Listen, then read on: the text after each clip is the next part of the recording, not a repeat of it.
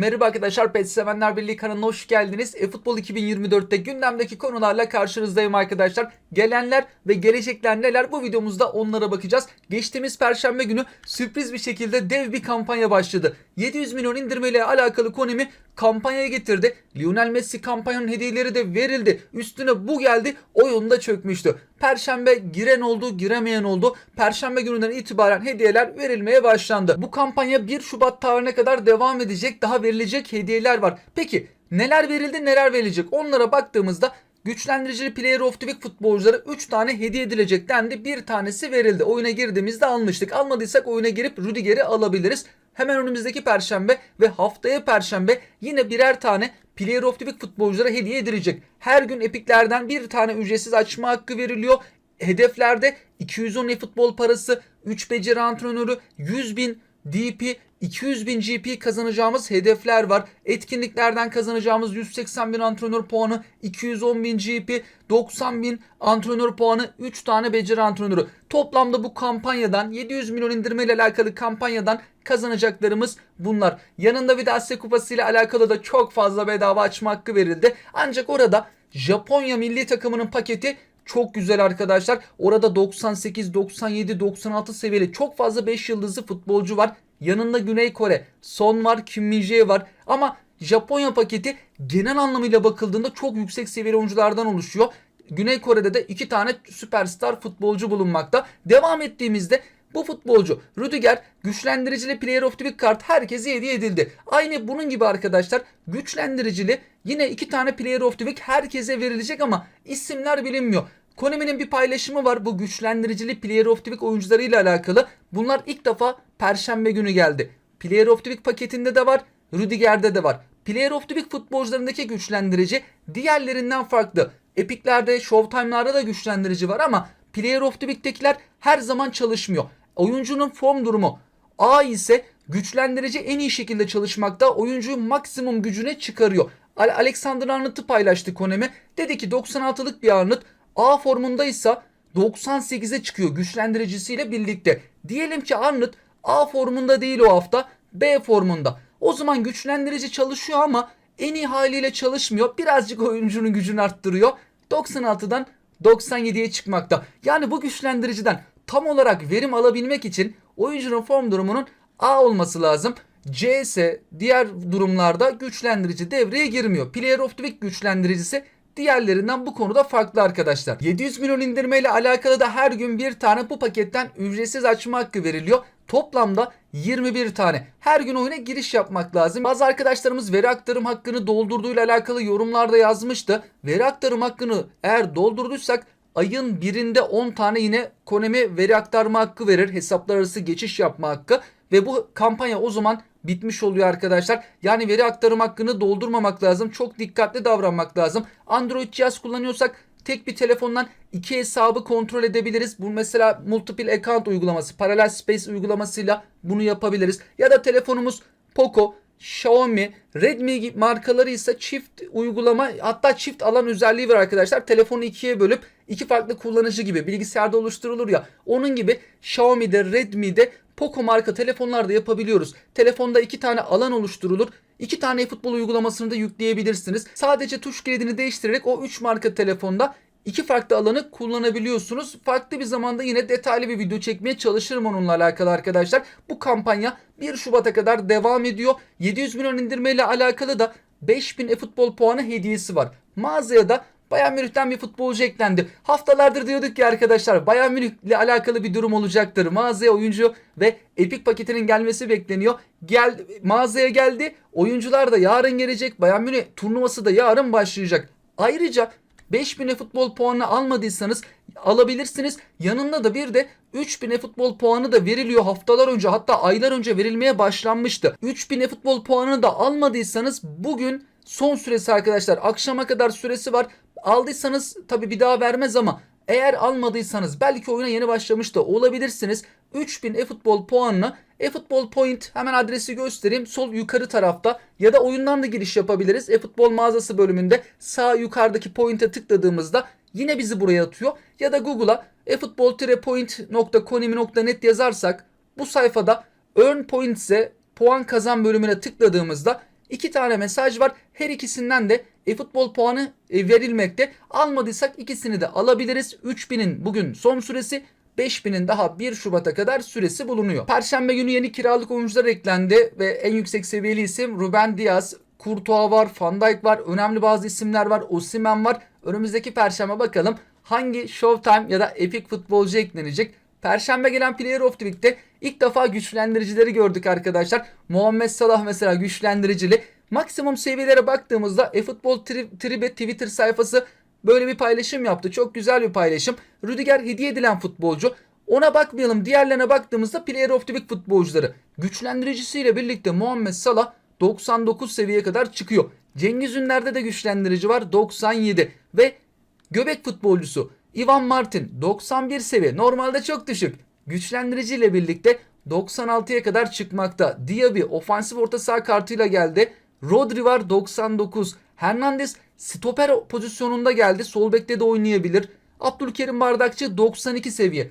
90'dan 93'e çıkmıyor. 90'dan 92'ye çıkmakta. Player of the Week'teki Rodri menajer Inzaghi'de arkadaşlar 100 seviyeye kadar ulaşmaktaymış. Yorumlarda birçok arkadaşımız da yazmıştı. Lahmacun hesabına biz Rodri'yi çıkarmıştık 99'du. Bizim o zaman o hesaba Inzaghi'yi almamız gerekiyor.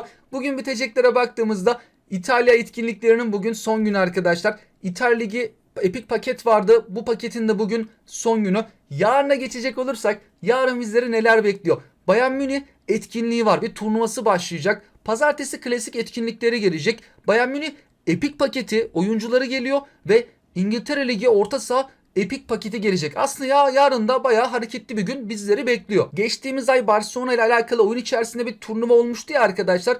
Onun bir benzeri şimdi Bayern Münih için olacak. Konami Twitter sayfasından da bir açıklama yaptı. Bayern Münihli futbolcuların hem Epic kartını hem de yüksek seviyeli renkli kartlarını getirecek. 150 futbolcu içerisine gömecek ve Bayern Münih özel bir turnuva var. Turnuva ile alakalı da web sitelerinde sayfalar yaptılar ve detaylara bakalım arkadaşlar. Bu turnuva yarın oyun içerisinde başlayacak. Oyunu mobilde oynuyorsak ya da PlayStation'da, Xbox'ta, Steam'de katılıyoruz arkadaşlar ama şimdi şöyle durumlar var. Mobilde ve PlayStation'da sonuna kadar gidilmekte. Ama diğer platformlar ilk turu oynuyor. Yarın Bayern Münih ile alakalı şimdi Round 1 başlayacak arkadaşlar. Sonra Round 2, Round 3 ve finaller var. Yarın gelecek etkinlikten peki biz ne kazanabiliriz? Yani diyelim ki biz sonuna kadar gitmiyoruz. Sadece etkinlik var yapıp oradaki hediyeleri almak istiyoruz. Hediyelere bakalım. Şu orta kısımda hediyelerden bahsediyordu. Geldik buraya. Şimdi yarın bir etkinlik olacakmış. 500 etkinlik puanına geldiğimizde Bayern Münih normal kartları içerisinden ücretsiz açma hakkı verecek ama burada çarpı 5 diyor arkadaşlar. Şimdi bu geçen ay Barcelona ile alakalı geldiğinde 5 yıldızlı futbolcular vardı ama bir tane açma hakkı vermişlerdi. 5 biraz fazla gibi. Harbiden 5 tane mi verecek? Ya Konami'nin resmi web sitesindeyiz. Ya da 5 yıldızlı oyuncular içerisinden bir tane açma hakkı mı? Ama Bayern Münih'in tüm kadrosu olursa orada şimdi 1 yıldızlı, 2 yıldızlı, 3 yıldızlı oyuncular da var. 5 tane verse de biz her zaman 5 yıldızlı futbolcu çıkaramayabiliriz. Bu arada normal kart futbolcular sadece etkinlikte işimize yarar. Ayrıca 5000 eFootball puanı da kazanabiliyoruz. Çok da bir işimize yaramıyor futbol puanları. Mağazada oyuncu kalmadı ki. 3 tane oyuncu var. Bir Goretzka var 96. Diğerleri daha da düşük seviyeli isimler. Diyelim ki Round 2'ye katılmak istiyoruz arkadaşlar. Sonrasında Round 2 şöyle baktığımız zaman Round 1'i tamamladığımızda Round 2'ye katılma hakkı elde ediyoruz ama Round 2'de sıralama yapmak lazım. Konsol kategorisi sıralama etkinliğinde her platformdaki en iyi 4 kullanıcı. Bu Round 2'de geçerli arkadaşlar. Round 3'e katılmak için. Mobilde de en iyi 12 arasına girmek lazım. İlk 12'ye girdiğimiz takdirde Round 3'e katılmaya hak kazanıyoruz. Yanında bir eFootball puanı da var. Sonra devam ettiğimizde Round 3'e bakalım. Round 3 17 Şubat tarihinde artık bayağı bir elemelerden geçtik. Sona doğru yaklaşıyoruz diyelim. Round 3'teki format da mesela mobilde diyor ki Round 2'den gelen 12 tane mobil kullanıcısı üçlü 4 gruba ayrılacak. En üst sırada birinci bitirenler kendi aralarında kapışacaklarmış. Birinci sırayı alan kulüp finallerine sona gidecek arkadaşlar. Baktığımız zaman farklı bir açıklama burada dikkatlerimizi çekmemekte. Konami'nin bu sayfasından da eğer yolun sonuna kadar gitmeyi düşünüyorsak detaylara bakabiliriz arkadaşlar. Umarız hilecilere bir çözüm bulurlar. Çünkü bu tarz turnuvalarda hile yapanlar hemen ilk 2 sırayı bir şekilde almaya çalışıyorlar ne yazık ki. Bir de arkadaşlar Konami'nin oyun içerisinde uzun soluklu bir turnuvası başlayacak. O da bu turnuva. Bununla alakalı da resmi sayfalarını yaptılar. Oyun içerisine etkinlikler gelecek. Yine round 1, round 2, round 3, finaller diye bayağı bir yolumuz uzun. Ama biz yani yolun sonuna kadar gitmeyip en azından bazı etkinlikleri yaparak hediyeler de kazanabiliriz. Hediyeler dediğimde e-futbol puanı. Ama bu turnuvanın sonunda para ödülü var. Ve dolarla veriyor. Şimdi biz bunu Türk lirasına çevirdiğimiz zaman mesela 10 bin dolar. Dolar 30 lira desek 300 bin lira yapıyor. Yani şurada 500 dolar desek o da kaç para yapıyor? 30 lirayla çarptığımız zaman 15 bin lira falan yapmakta. Yani Türk lirası karşılığında iyi paralar. Konsolda da yine aynı şekilde mi? Galiba aynı şekilde ödüller. Konsol için, mobil için ikiye bölünmüş durumda. Eğer oyunu mobilde oynuyorsak sonuna kadar gidebiliriz. Hani ödülü alana kadar çok iyi bir kullanıcıysak sonuna kadar gidip ödülü kazanabiliriz. Konsolda şöyle bir durum var arkadaşlar. Eğer oyunu PlayStation'da oynuyorsak PlayStation sonuna kadar mücadele ediyor PlayStation kullanıcıları. Eğer bu oyunu e-futbolu bilgisayarda oynuyorsak o zaman sadece Round 1'e katılabiliyormuşuz.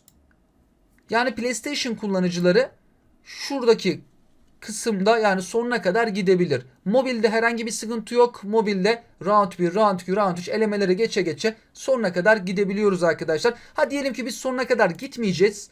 Sadece etkinliklerden bir şeyler kazanalım istedik. Bununla alakalı hediyeler neler diye baktığımızda mesela mücadele 1 diyor 1000 e-futbol puanı. Mücadele 2 50 futbol parası, 50.000 GP. En azından bu etkinlikler geldiği zaman bu hediyeleri kazanabiliriz. Fakat bu etkinlikler hemen yarın gelmeyecek arkadaşlar. 22 Ocak'ta. Yarın Bayern Münih turnuvası geliyor.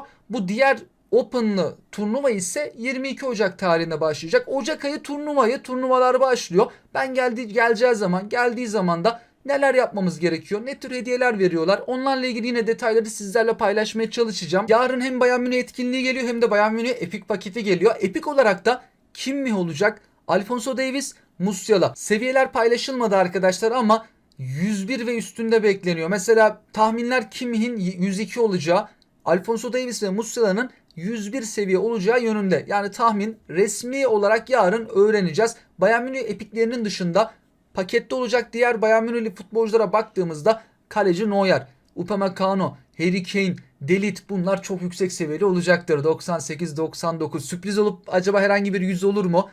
Tel var. Daha önce 95'lik kartları gelmişti. Gnabry, Laimer ve Choupo-Moting. Bayern Münih'te olacak diğer renkliler. Bu paketin dışında bir de İngiltere Ligi orta saha paketi geliyor. Epikler de olacak. Ödegaard var, Nkunku var. Şöyle en çok dikkat çeken pakette yüksek seviyeli olacak. O Ödegaard bile 100 seviyeli belki olabilir. Onun dışında göbek, sağ kanat, ofansif orta saha, defansif orta saha, göbek futbolcuları pakette bulunuyor. Peki yarın hangi epik futbolcular gelebilir?